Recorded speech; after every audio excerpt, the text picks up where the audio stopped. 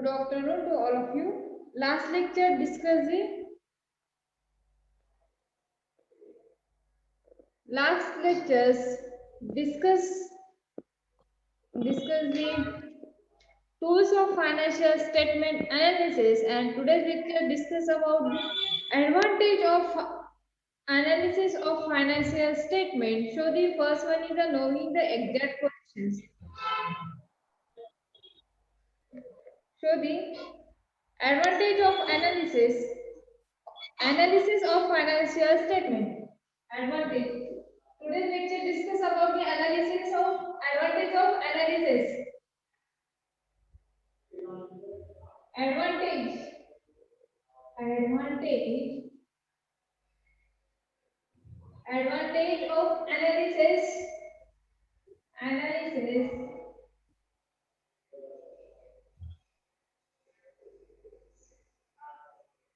of financial statement.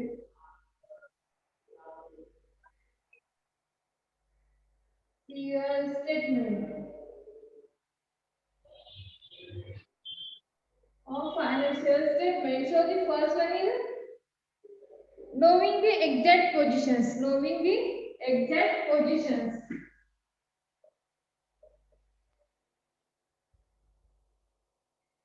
Knowing the exact positions. Advantage of analysis. Advantage of analysis means जे financial statement आहे ते analysis केल्यानंतर ऑर्गनायझेशनला advantage काय भेटतात, कोणते ऍडव्हान्टेज ऑर्गनायझेशनला होत असतात, तर ते ऍडव्हान्टेज आपण आज डिस्कस करणार आहोत. त्यामध्ये बघा, first one is नोविंग the exact positions of organisations.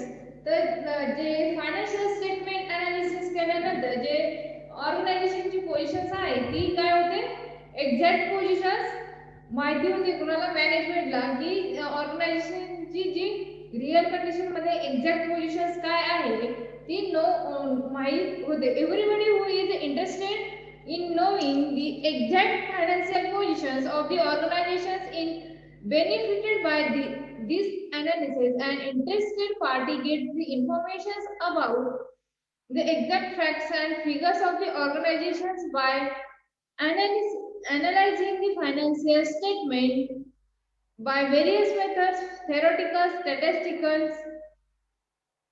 For example, interested parties like debtors, creditors, investors, shareholder and outside shareholder. Okay, तर ज्यावेळेस ऑर्गनायझेशनची एक्झॅक्ट पोझिशन्स माहित असेल किंवा त्याची फायनान्शियल जी कंडिशन्स आहे ती माहिती असेल, तर त्यानंतर जे इन्व्हेस्टर करणारे पार्टीज आहे किंवा जे इंटरेस्टेड पार्टीज आहे इन्व्हेस्टमेंट करण्यासाठी, फॉर एक्झाम्पल कोणकोणत्या पार्टी आहे, डेटर्स आहे, क्रेडिटर्स आहे, आउटसाइड शेअर होल्डर्स आहे आणि टेक होल्डर्स या ज्या पार्टीज आहेत, त्यांना जी इन्व्हेस्टमेंट करायची आहे त्यासाठी ते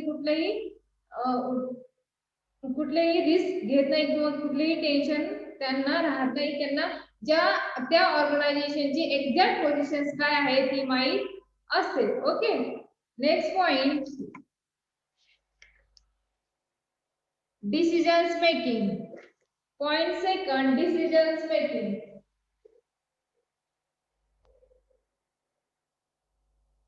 Decision making. Decision making. So the decision making means जे फायनान्शियल स्टेटमेंट आहे ते अनालाइज केल्यानंतर किंवा जी फायनान्शियल पोझिशन्स आहे किंवा जे स्टेटमेंट आहे, स्टेटमेंट आपण बघितलेले आहे, लास्ट लेक्चरला डिस्कस केलेले आहे ऑलरेडी. फायनान्शियल स्टेटमेंट कोणकोणते आहेत, तर फंड फ्लो आहे, कॅश फ्लो आहे, trading account, profit and loss account आणि बॅलन्स शीट. त्यानंतर त्यामध्ये कोणते येतात, जे रेशोज आहे, liquidity ratio, average ratio, net profit ratio, जे रेशो आहे ते रेशो पण त्याच्या अंडर येत असतात. आणि त्यामध्ये जी स्टेटमेंट आहे फायनान्शियल स्टेटमेंट ते पण अनालिसिस केल्यानंतर त्यांना जी ऑर्गनायझेशनची एक्झॅक्ट पोझिशन काय आहे, फायनान्शियल कंडिशन्स काय आहे हे त्यांना माहित होतं मॅनेजमेंटला. त्यानंतर ते काय करतात, त्यांना जी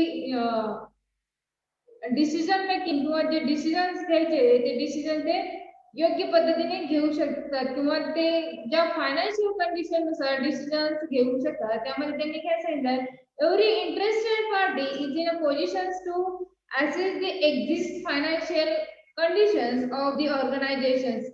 प्रत्येक एव्हरी इंटरेस्टेड पार्टी जी इंटरेस्टेड पार्टी आहे ऑर्गनायझेशन मध्ये इन्व्हेस्ट करण्यामध्ये, इंटरेस्टेड पार्टी कोणकोणत्या असतात ऑलरेडी डिस्कस केलेलं आहे आपण ऑर्गनायझेशन मध्ये.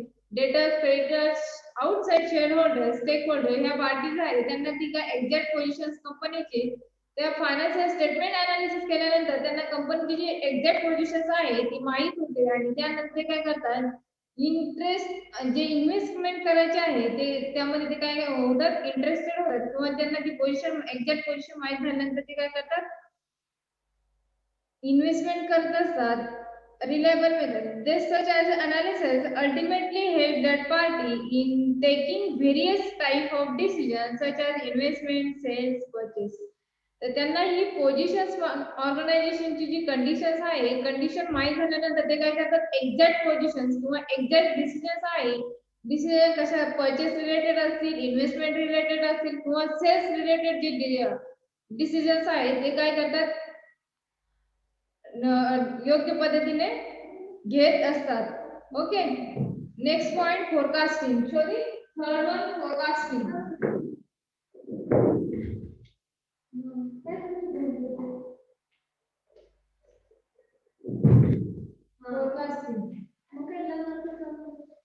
शोधी forecasting.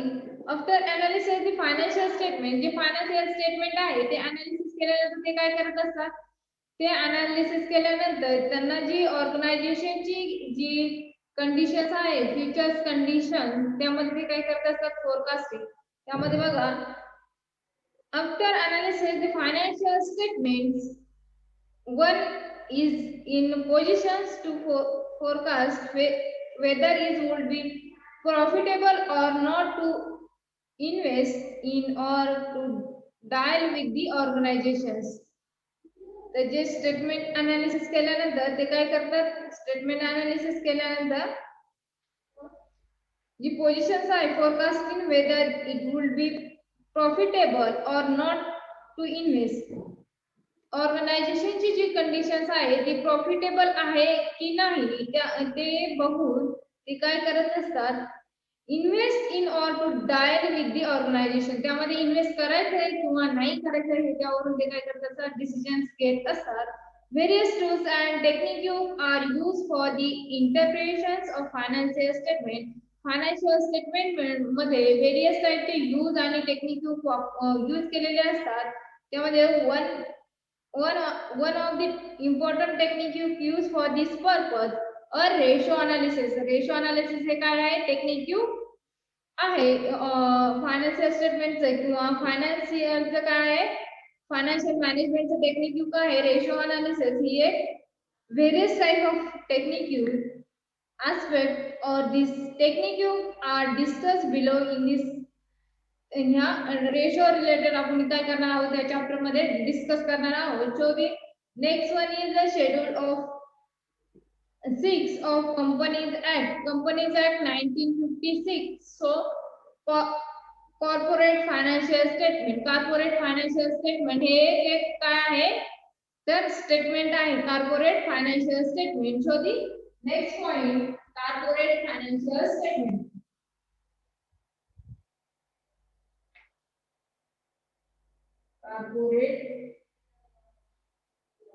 corporate financial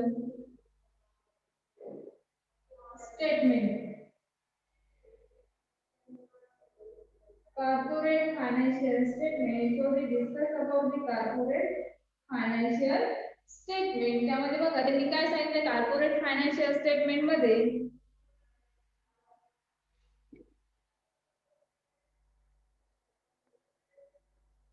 book of account. Book of account. First point book of account. Book of account. Book of account. Show the book of account. Book of account मध्ये त्यांनी काय सांगितलेलं आहे बघा, तर as per sections 128 नुसार त्यांनी discuss केलेला आहे ऑफ द कंपनीज ऍक्ट 2013 जो न्यू लॉन्च झालेला आहे 2013 ऍक्ट नुसार every company is required to maintain and its register office books. प्रत्येक कंपनी काय करते रिक्वायर करते maintain at the register office book जे रजिस्टर ऑफिस बुक आहे ती काय करते प्रत्येक कंपनी मेंटेन करत असते त्यामध्ये of account and other relevant book and papers त्यामध्ये जे अकाउंट्स रिलेटेड ट्रान्झॅक्शन्स असतील ते ट्रान्झॅक्शन्स आणि अदर रिलेटेड असतील पेपर्स ते paper financial statement for every financial year जे फायनान्शियल स्टेटमेंट आहे प्रत्येक फायनान्शियल इयरचे जे फायनान्शियल स्टेटमेंट आहे ते पण मेंटेन केले जातात अकाउंट बुक मध्ये बुक ऑफ अकाउंट मध्ये त्यामध्ये त्यांनी बघा पुढे काय सांगितलेलं आहे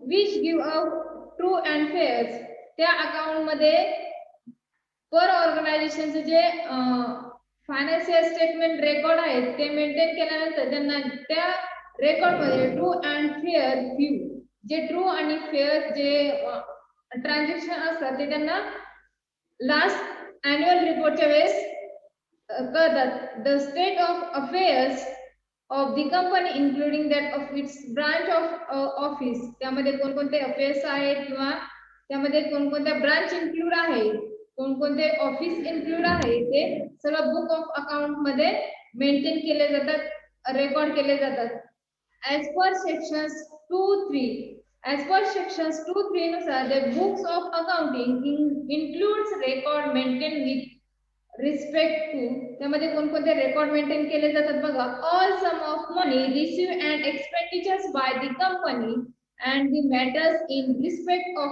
which received and expenditures take place त्यामध्ये जे ऑल सम मनी जे मनी आहे मनी रिसिव्ड अँड एक्सपेंडिचर्स जे रिसिव्ह झाले किंवा जे एक्सपेंडिचर झाले त्याचे रेकॉर्ड बाय द कंपनीमध्ये आणि जे matters in respect of which receive ज्या रिसिप्ट मध्ये जे काही मॅटर होतात काही गहाळ होतात किंवा काही मिस होतात ते matters and expenditures take place आणि काही जे एक्सपेंडिचर्स झाले आहे ते सगळे रेकॉर्ड मेंटेन केले जातात next sales and purchase of good by the company ज्या त्या कंपनीमध्ये सेल्स किती झाला किंवा परचेस किती झाला त्या गुड्सचा ते पण रेकॉर्ड बुक ऑफ अकाउंट मध्ये मेंटेन केलं जातं त्यानंतर नेक्स्ट पॉइंट आहे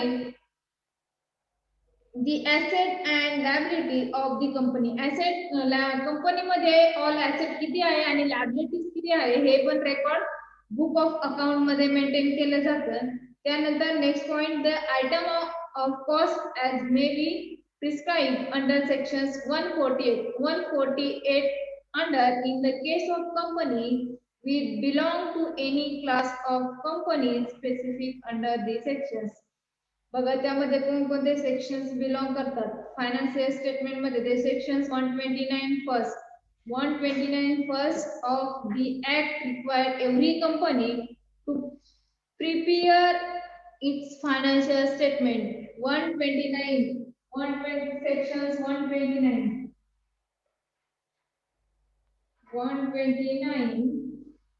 subsections 129 subsections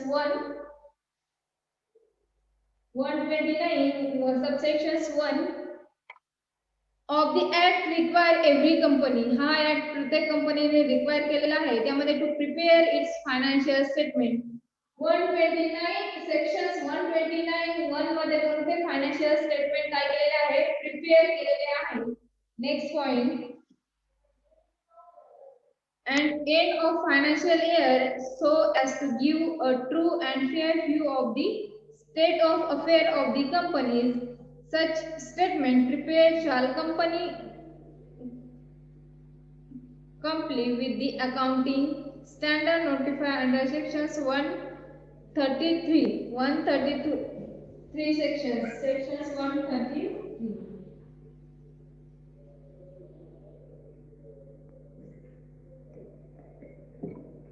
of act in the format prescribed 133 ला त्यांनी काय केलं जो फॉर्मॅट आहे तो काय केलेला आहे प्रिस्क्राइब केलेला आहे त्यामध्ये काय केलं in schedule Second, sections 240 of the Act has given includes definitions of the expressions financial statement. The financial statement, so for one by one, a balance sheet as at the end of the financial year.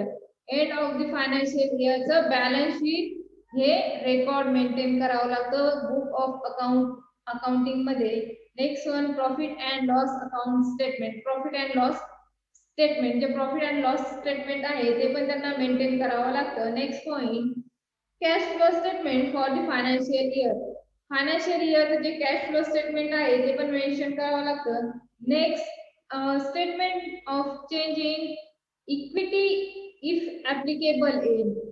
जर applicable equity applicable असेल तर ते statement change करून record करावं लागतं. आणि next point, any expenditures note annex to or forming part of any document refer is subclause हे record book of accounting मध्ये केलं जातं. नेक्स्ट पॉइंट आपण नेक्स्ट लेक्चरला बघणार आहोत. Today's lecture is over. Okay, thank you for everyone and thank you for all of you.